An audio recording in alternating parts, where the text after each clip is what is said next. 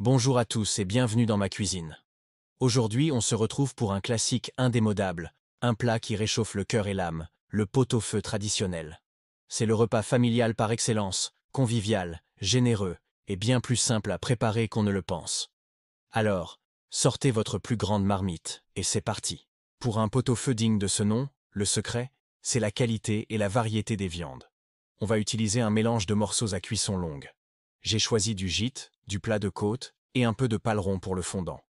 Pour commencer, on plonge nos viandes dans une grande quantité d'eau froide avec du gros sel et on porte doucement à ébullition.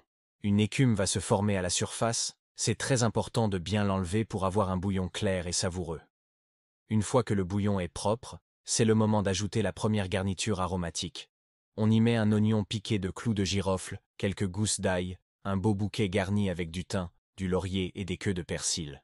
On laisse mijoter tout ça à feu très doux, couvert, pendant au moins 2 heures. C'est cette cuisson lente qui va rendre la viande incroyablement tendre. Après ces 2 heures, on passe aux légumes.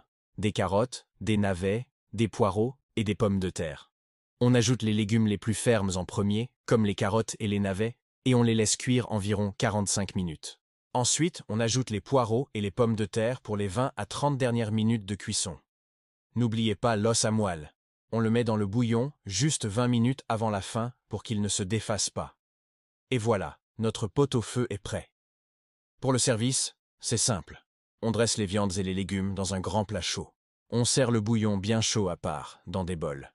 Et on n'oublie pas les accompagnements indispensables. Des cornichons, de la moutarde de Dijon et bien sûr, du gros sel pour la moelle. C'est un véritable festin. J'espère que cette recette vous a plu et vous donnera envie de vous lancer.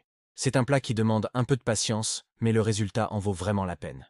Merci d'avoir regardé cette vidéo. Si vous avez aimé, n'hésitez pas à laisser un petit pouce bleu, à vous abonner à la chaîne et à activer la cloche pour ne manquer aucune de mes prochaines recettes. À très bientôt.